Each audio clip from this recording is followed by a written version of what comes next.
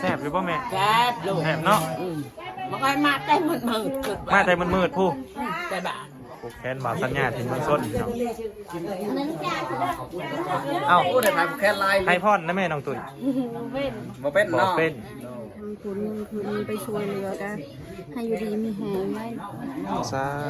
เข้าใจเนาะนี่ก็เป็นใบคูนใบย่อเนาะพี่น้องเนาะเป็นใบคูนใบย่อกาสีได้ฮดเฮือนกับว่าแมนให้เฮือนสุ่มให้เฮือนเย็นเนาะโอ้ขมกขมหอหลายๆเด้อให้เจ้าได้ลูกผู้หูได้สู่ผู้ใหม่ฮดจักจุดก็อายนี่ค่ะฮดจักจุดก็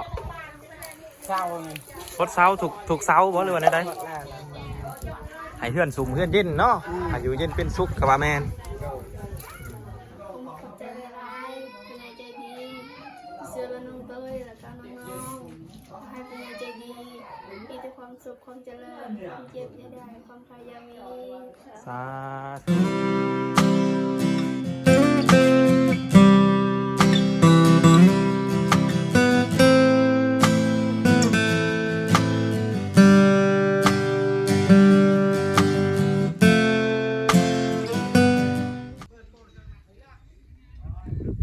กราบสวัสดีพ่อแม่พี่น้องทางฝั่งไทยและก็กราบสบายดีพ่อแม่พี่น้องทางฝั่งลาวเนาะแล้วก็ขอกราบสบายดีพ่อแม่พี่น้องที่หับส้มหับบึงอยู่ต่างประเทศเนาะทุกคนเนาะกายินดีต้อนรับทุกทานเข้าสู่ช่อง YouTube บ่าวลาหน่อยคือเก่าเนาะทุกคนเนาะหลังจากคลิปที่แล้วที่บ่าวลาหน่อยได้ให้ทุกคนเบิ่งพิธีการผูกแขนเพื่อนของน้องตุ้ยเนาะก็ถือว่าเสร็จสิ้นการผูกแขนพิธีหอยพี่น้องเนาะเฮากาสีได้อันภาพพ่อแม่พี่น้องไปเบิ่งอันบรรยากาศเนาะรวมการอยู่การกินของเป็นกะว่าแมนพี่น้องเนาะเอาสิพาพ่อแม่พี่น้องไปเบิ่งอันภาพบรรยากาศที่อบอุ่นเนาะพี่น้องก็ถือว่าหาเบิ่งได้ยากเนาะบรรยากาศแบบนี้ก็เฮิงๆมีเท่านึงนะพี่น้องเนาะที่จะมีอันพ่อแม่พี่น้องญาติเครือเพิ่นมาร่วมงานร่วมกันเฮือนในศาลเลยเนาะแล้วก็เป็นมือสันวันดีกะว่าแมนเนาะเป็นมือขึ้นเฮือนใหม่ของน้องตุ้ยแล้วก็น้องๆลูกกำพร้าทั้ง5คนพี่น้องเลยเนาะถือว่าเพิ่นนั้นได้มาฮอดคันนี้ก็ขอขอบใจผู้ใหญ่ใจดีทุกฐานที่อุปถัมภ์คำสู้แล้วก็มีเมตตาต่อน้องๆเนาะพี่น้องเนาะไปพี่น้องเฮาสิรับชมบรรยากาศกันเลยเนาะไปหลังจากคลิปที่แล้วเพิ่นผูกแขนพี่น้องเอ้ยคลิปนี้เฮาสิพาพี่น้องมาเบิ่งของอยู่ของกินเนาะตัวแม่ครัวข้างเฮาก็คือน้องเอ็มพี่น้องคนเก่าคนเดิม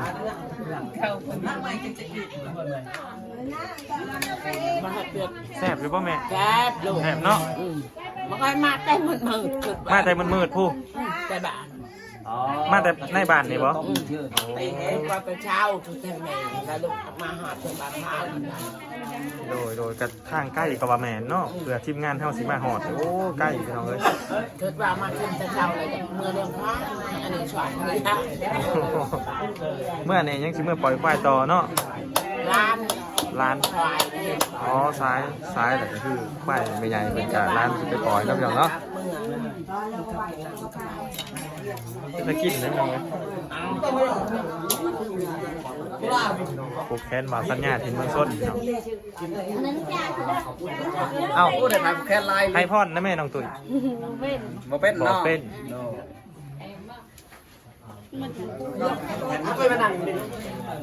ใช่ตู้ประตูนั่นแหละ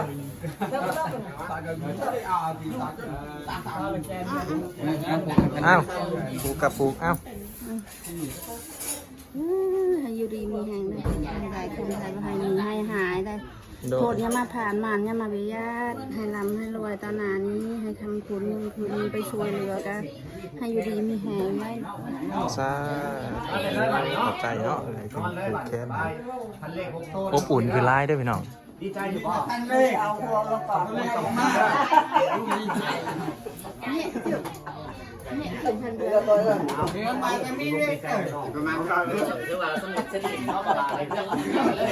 พี่น้อง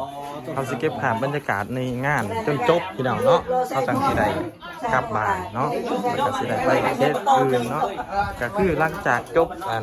จากมื้อนี้เนาะพี่น้องเนาะก็คือจบเคสของน้องตุ้ยเนาะ ย่องยาพื้นเลย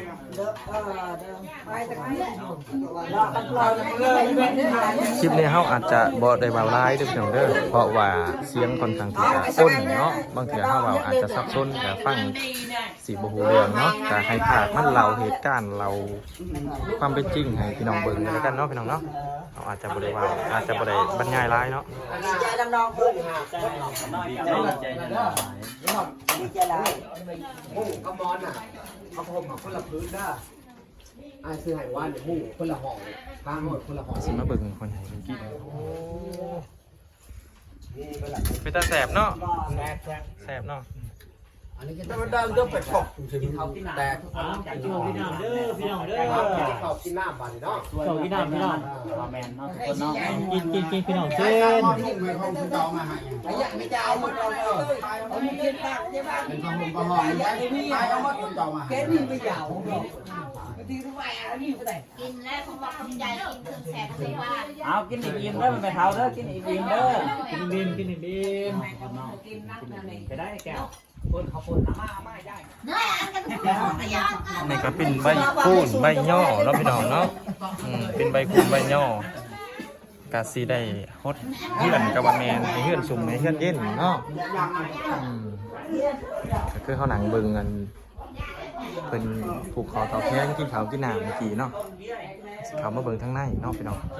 ตอนนี้ทีมงานก็กำลังสิกินข้าวปุ่นกับว่าแม่นเนาะพี่น้องเนาะมีทั้งบ่าวพรบ่าวหน่อยเชียงรายแล้วก็บ่าวลาไฟบุญแล้วก็บ่าวสัญญาเนาะทีมงานของเราในวันนี้มาร่วมงานเพิ่น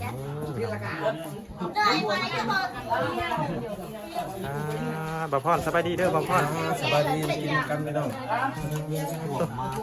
บีมตั้งมาซาพี่น้องเนาะคือว่าข้างบอกรอดเพื่อนน้ำหวานพี่น้องสุดยอดพี่น้องกินพี่น้องซิมน้ำบ่าวพรเพิ่น มาได้พ่อพ่อแซ่บป่ะ แซ่บเนาะหวาน น้ำหวานหวานได้เลยพี่น้องเนาะ ก็หวานพี่น้องแซ่บมันและหวานก็ได้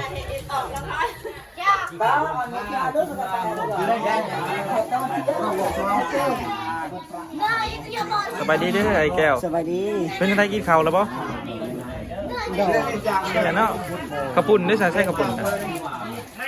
โอ้ไหนพี่น้องข้าวปุ้นไอ้แก้วเนาะกลับมาร่วมงานน้ำผึ้งคือกันเนาะวันนี้เนาะยินดีน้ำหนองเนาะ ดีใจหลาย ก็คือเฮาแทบจะเริ่มจุดเดียวกันกับว่าแม่นเนาะ แมน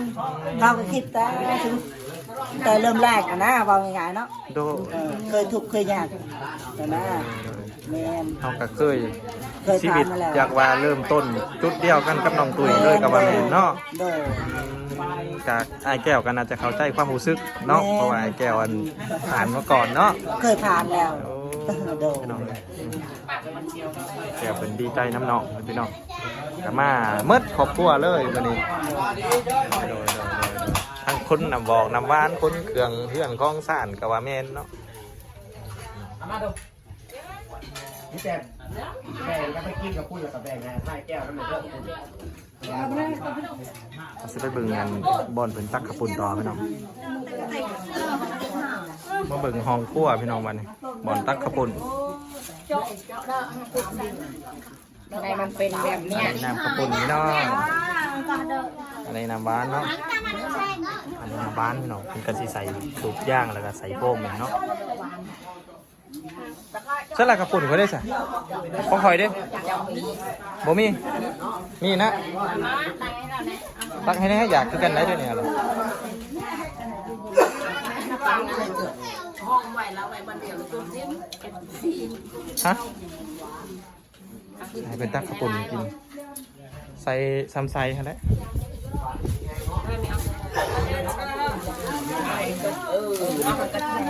มีแต่ผู้จบๆงามๆไปเนาะมาเป็นแม่ครัวให้เฮาวันนี้ก็ได้พอบ้างพอแล้วพ่อแม่เป็นกินมีความสุขพี่น้องโอ้ขอบคุณขอบหอละลายเด้อเจ้าได้ลูกผู้หูได้สู่ผู้ใหม่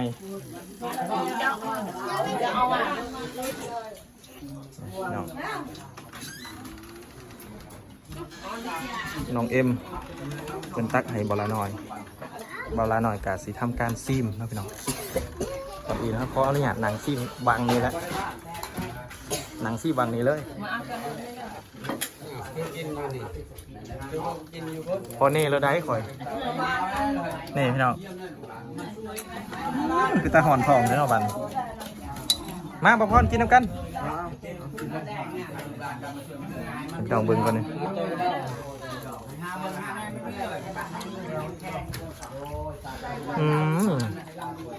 รสชาตินี่คือข้าวปุ่นได้ไหมเนาะกับข้าวปุ่นเนาะจะทำคือหวานเป็นไปบ่ได้เนาะแซ่บคอยวานรสชาตินี่คือข้าวปุ่นหยอกเป็นหยอก มีจากันตาย หลังจากทีมโบราณหน่อยได้ซีมข้าวปุ่นพี่น้องป้าตัวแซ่บอะไรเผ็ดกำลังได้ทีนัวกำลังดีเลยเนาะตอนนี้กะแขกหรือว่าพี่น้องพ่อแม่เพิ่นหับประทานเกือบจะทุกคนเนาะพี่น้องเนาะเกือบจะทุกคนแล้วกะน้องตุ้ยน้องมวยเป็นกาได้มานั่งอยู่นี่เนาะเข้าสิเขามาในห้องก่อนพี่น้องอันนี้กับเป็นอันห้องของน้องตุ้ยแต่ว่าเพิ่นเอามาว่างอันนี้ไว้เนาะอาจจะเป็นห้องที่สำคัญกับว่าแม่นพี่น้องเลยเนาะเพราะว่ามันอยู่เนื้อเนาะอยู่เนื้อผู้อื่นเนาะเพิ่นก็เลยเอาขึ้นมาไว้นี่เนาะเนาะก็มีตั้งแต่ว่าเฮาสิพาพี่น้องทั่วรอบเพื่อนนี่ก่อนเนาะเพราะว่าเสร็จสิ้นแล้วก็เฮาสิได้พาพี่น้องเบิ่งแต่ละซอกแต่ละมุมเนาะพี่น้องก็คือแก้ไขอีกเถื่อหนึ่งได้พี่น้องเด้อเพราะว่าหูหรือว่าปองอันนี้เนาะที่เห็นแสงอยู่นี่เนาะเพราะว่าทั้งสางเพิ่นว่าย่าไปที่เห็นห้อยเนาะเพิ่นกาอันใดเอาซิลิโคนย่าไปที่เห็นห้อยเนาะแต่คือที่เบาสัญญาเพิ่นบอกเนาะเพิ่นย่าแล้วก็เพิ่นเอาน้ำสาดเบิ่งมันบ่หัวแล้วเนาะเพิ่นก็เลยบ่ได้ย่าต่อพี่น้องแต่ว่าเสร็จสิ้นเนาะก็ถือว่าเสร็จสิ้นเนาะในเรือนของน้องตุ้ยในเทื่อนี้เนาะไปพี่น้องออกไปเบิ่งภาพบรรยากาศข้างนอกต่อเนาะ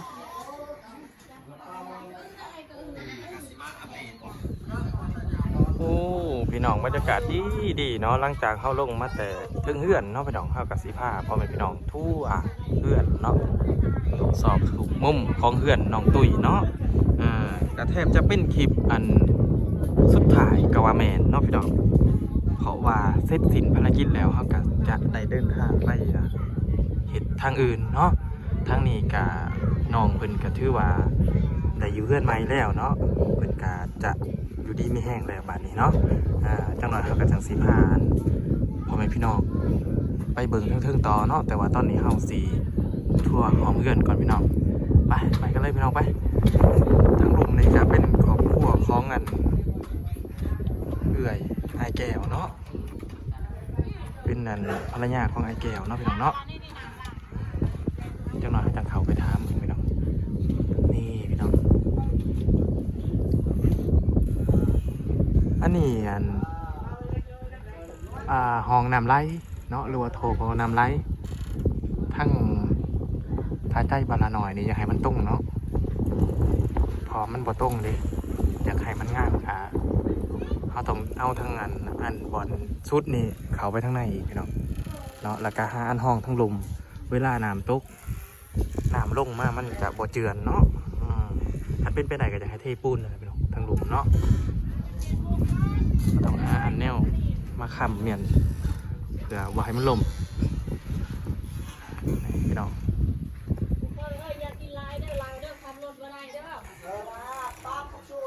ปั๊บศูนย์พี่น้องเนี่ยพี่น้องแล้วก็เข้า15พี่น้องมาเบิกเพื่อนร่างเก่าเนาะที่น้องตุ้ยเพิ่นอยู่มาเป็น10 ปีพี่น้องเอ้ยนี่เพื่อนร่างนี่ก็คือเป็นเพื่อนที่น้องตุ้ยนอนเนาะเข้าสิมาสรุปในคลิปเดียวเลยพี่น้องก็ถือว่าจบคลิปแล้วกันเข้าบางเถื่อเข้าก็จะได้มาเยี่ยมน้องเพิ่นเล็กๆน้อยๆเนาะหรือว่าบางเถื่อเข้าอาจจะบ่ได้มาเลยก็ว่าได้พี่น้องก็เลย15พ่อแม่พี่น้องทั่วให้หอมๆเลยเนาะคลิปนี้พี่น้องโอ้เพื่อนเพิ่นอุปกรณ์นี่ก็คือเพิ่นจะได้ค้นขึ้นไปอยู่เทิงเนาะ บ่ว่าสิเป็นนั่นสนะสนอนประหมเพโป๊กเพื่อนพี่น้องเสือโป่งเสือผาเพิ่นสิขึ้นเทิงหมดเนาะเจ้าหน่อยเพิ่นก็สิขึ้นหลังจากแขกเพิ่นลงหรือว่าแขกเพิ่นเริ่มกลับเนาะเพิ่นก็จะทำการค้นขึ้นไปเนาะก็มีทั้งอันสนะสนอนอันไม้เนาะที่ทางทีมงานสื่อมาให้เนาะก็เป็นตามพิธีการขึ้นเฮือนกะว่าแม่นพี่น้องเอ้ยเนาะไปพี่น้องขึ้นไปอยู่ทางเทิงต่อมานี่ไปหลังจากเขาขึ้นมาอยู่เทิงพิธีเรียบร้อยพี่น้องแขกก็เริ่มทยอยกลับเนาะก็สิเหลือสำนี้จะอยู่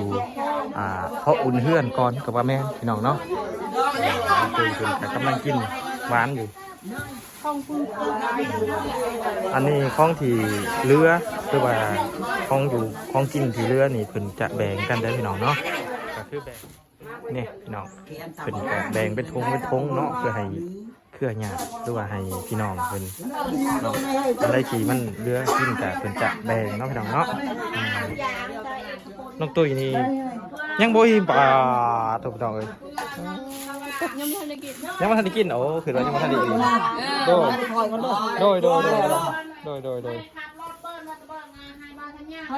เก็บภาพบรรยากาศเนาะพี่น้องก่อนจะกลับบ้านเนาะ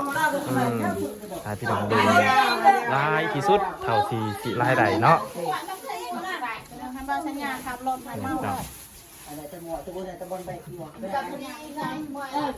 ไปพี่น้องเขาไปเบิ่งกันสนะสนอนอยู่ข้างในเนาะเขาสิพาพี่น้องเขาไปเบิ่งสนะสนอนข้างในเนาะพี่น้องไปและแล้วเขากับเขามาอยู่ข้างในพี่น้องสิพาพี่น้องมาเบิ่งสนะสนอนเนาะที่ทีมงานซื้อมาแล้วก็ผู้ใหญ่ใจดีเพิ่นสนับสนุนพี่น้องเลยนี่คือว่าผู้ใหญ่ใจดีเพิ่นผู้ประทับคำสู้เนาะน้องๆป้านี่กาบลาน้อยกับรู้สึกดีใจนำเพิ่นเนาะที่เป็นเหตุบุญเหตุศีลกับว่าแม่เนาะพี่น้องเนาะเป็นสร้างบุญสร้างกุศลคือว่าโปรดมนุษย์มาหน้าผู้ที่ยังลำบากเนาะก็ขอให้ทุกท่านที่มีน้ำใจใส่ศรัทธาแล้วก็ซอยเลือน้องๆเนาะจงมีสุขภาพเข้มแข็งร่ำรวยเด้อผู้ใหญ่ใจดีทั้งหลายเนาะเฮาก็อวยพรบ่ค่อยเก่งเนาะแต่ก็จะพยายามพี่น้องเลยเนาะเพื่อให้ถือว่างานสมบูรณ์แบบกะว่าแมนพี่น้องเลยเนาะเป็นงานสนะสนอนเนาะอันนี้ก็เป็นผ้าปูที่นอนพี่น้องผ้าปูที่นอนแต่ทั้งนี้อันส่วนลายพื้นสีใสเป็นสนอนหรือว่าสนะได้พี่น้องได้เนาะจะบ่ค่อยมีแบบนี้เนาะแบบนี้จะบ่ค่อยมีพี่น้องจะมีแต่แบบมันสีเป็นลายแบบนี้แต่ว่ามันยาวๆพี่น้องยาวจะคือศาสตร์จะคือเสือนี่กับวาเมนเป็นยาวๆอันนั้นก็เอิญสนอนเนาะถ้าบ้านบอกลาหน่อยเอิญสนอนป้าน้องเงียงที่ไปใช่นะฮะเคินได้พี่น้องเป็นเคินเนาะอ๋อเอาไปฝากแม่ใหญ่พี่น้องโอ้น้องเงียงเป็นเอาไปฝากแม่ใหญ่เนาะมีน้ำใจพี่น้องเอ้ยเฮากับยูเทิงเมื่อกี้เนาะแต่ว่าอยากให้พี่น้องมาเบิ่งทั้งลมแน่เนาะสลับซับเปลี่ยนกันไปบรรยากาศเนาะในเรือนของลงตัวอยู่ในมื้อนี้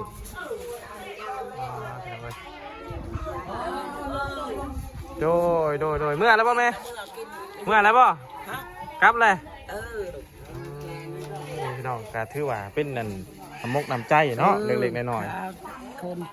โดยเพื่อนว่าแบ่งให้มาขึ้นมาคอยในชามคนชีคนแล้วเพิ่งแบ่งอยู่พ้นโดยเมื่อแบ่งกัน3 คน4 คนเนาะโดยจังได้กะโชคดีเด้อแม่เด้อเนาะสุขภาพแข็งแรงโดยโชคดีแม่เจ้าไปเชื่อเมื่อจะว่าแล้วนี่โดยกะสิได้กลับมันหลบไทยเขาที่พูดโอ้รถไทยพุ่นเนาะ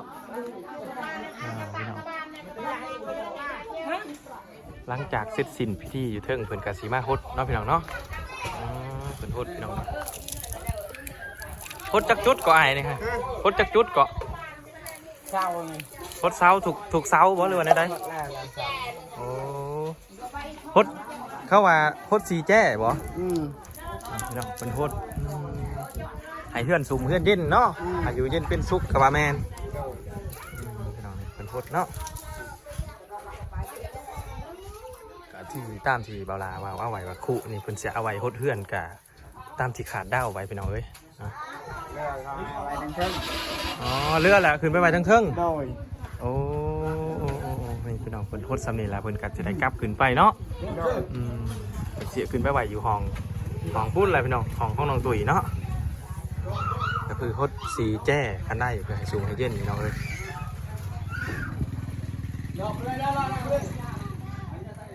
โอเคเนาะทุกคนหลังจากที่เสร็จสิ้นพิธี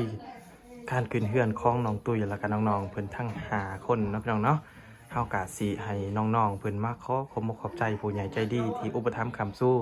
เนาะน้องๆเพิ่นจนมีเฮือนเป็นของตัวเองในทุกมื้อนี้เนาะก่อนอื่นเฮาสิสอบถามน้องตุ๋ยก่อน